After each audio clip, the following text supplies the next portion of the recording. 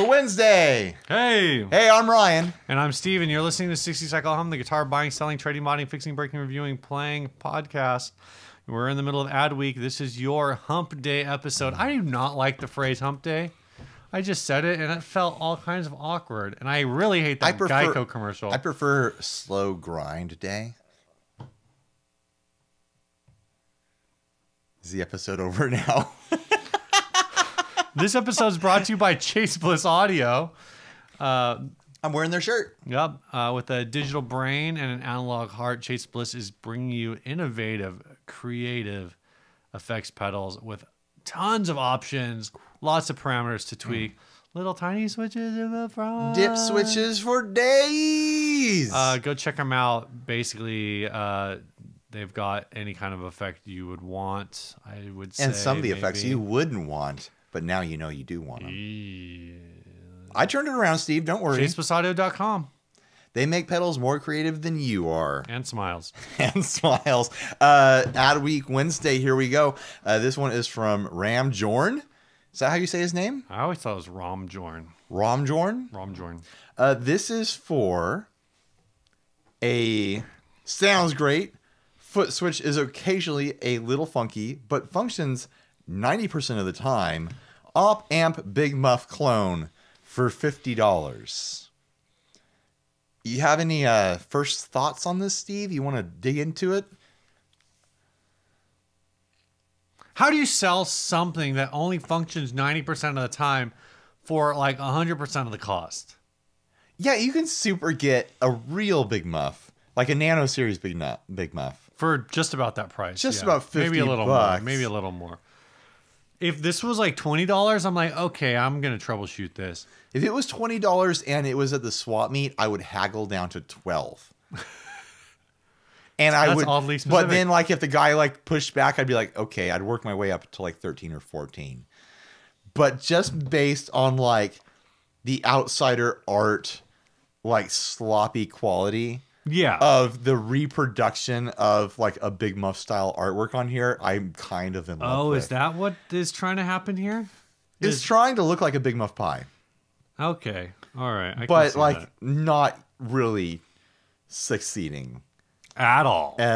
And looking so sloppy.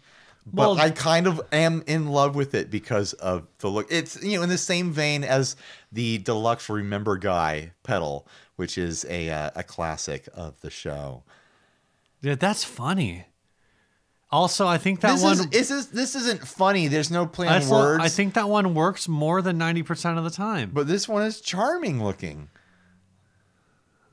I guess this is like charming in my 8-year-old, you know, whatever. Hey, Fuzz, not my person. I don't have Fuzz Roches charges extra money for the kid finishes. Yeah, but their pedals work 100% of the time.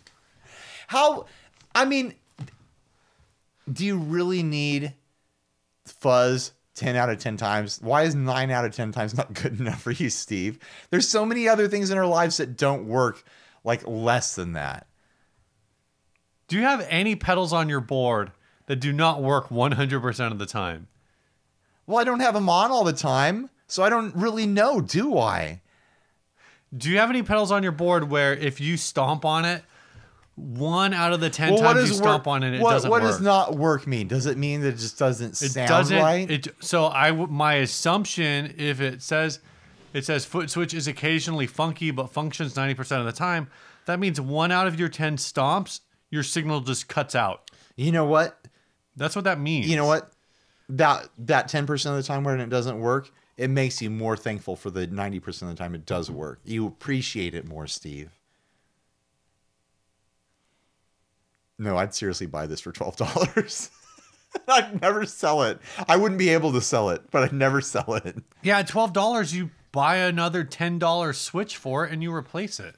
For all we know, the paint gobbed up around the switch is the reason why it doesn't work 10% of the time. I mean, it is over the washer. I mean, it's probably just a bad wiring job. Or it could just be like these, if it's wired, if it's a true bypass switch, there is like a string of 3 PDT switches that have like notoriously high failure rates. If the wiring is as good as the paint job, we know exactly why it only works 90% of the If time. the wiring is as good as the paint job, like 90% of the time it works, 10% of the time it doesn't work, but really 90% of the time it works, 9.99999% of the time it doesn't work, and that 0.001%, the pedal just lights itself on fire. The guy just hasn't stomped it enough to like hit that. He hasn't discovered the hidden 1% yet. Yeah. No, that hidden 0.0001%. 90% of the time, it works every time. Anchorman reference. Yeah, I know. Always funny, right? I know what that's a reference to. 15-year-old movie at this point. That movie is great. Still feels fresh. I use GIFs off of that movie all of the time. Yeah. Most of the lines you use having- on your wife, you got from that movie. I was having a conversation with someone the other day about something, and but I was in mixed company, so the quote that I didn't say was, "They're periods. They attract the bears." Oh my gosh. They attract bears. I kind of want to see other pedals done in the same style. Like, I want this person to do a line of them, you know? Do all of them have a 90% functional foot switch? Maybe less. 50-50. I've wanted for... Why don't you make a 50... Well, have Leon make a run of 50-50s where that only work half the time? The switch only works 50% of the time. I've wanted a pedal... I think I've pitched this to a few other builders, like few builders, but not actually pitched it, like just being like, here's a dumb idea. Where like, there's no knobs, there's only one foot switch, and every time you've hit the foot switch, it's like a roulette wheel, and it picks a random effect on a random setting. So you just have to keep mashing it until you get a setting that is usable. I mean, I definitely feel like that it's doable with digital could stuff. be doable. Yeah, you just basically have like an FV1 and something that would like randomly trigger something on it. Like you make it like a bunch of different modulation effects that have 4 different control parameters, and so it randomly selects the modulation effect and randomly selects the range on each control parameter. And you just mash it until you get like anything that will work for what you're doing in that moment. It'd be a surprise every time. If you had enough in there, like if you had like say like 5 or 6 effects, like you'd have to like play that thing a while because it's just random. Right. Like that 6th effect, we wouldn't even say how many effects are built into it. Yeah. People would just have to discover like how many different effects there are. People would be like, "Oh my gosh, guys, did you know there's a ring mod in here?" Yeah. I didn't even know. I wouldn't even necessarily make it where like you're selecting a random effect and a random parameter set. Just have like 11 random effects. Like just like so like Wampler just came out the Terraform. Imagine the Terraform, but all of the effects are randomly chosen. If they could build this setting into like the HX Stomp or something like that, it would be perfect. Like you have to dive deep into the software and assign it to like one of the buttons to do a randomized switch or something. I'd be into it. I admit it. Just drop it randomly in the middle of a worship set. Like, is it going to be a triple boosted fuzz?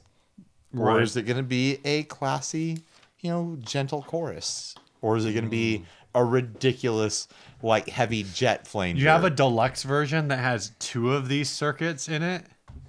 Oh, man. For stereo? No, just so you can have, like, run one into the other. Right. Oh, man. It's an awful idea. It'd be the worst multi-effect pedal in the world. Come on, Shimverb! Come on, Shimverb! All right. Thanks for watching. See you tomorrow. Bye.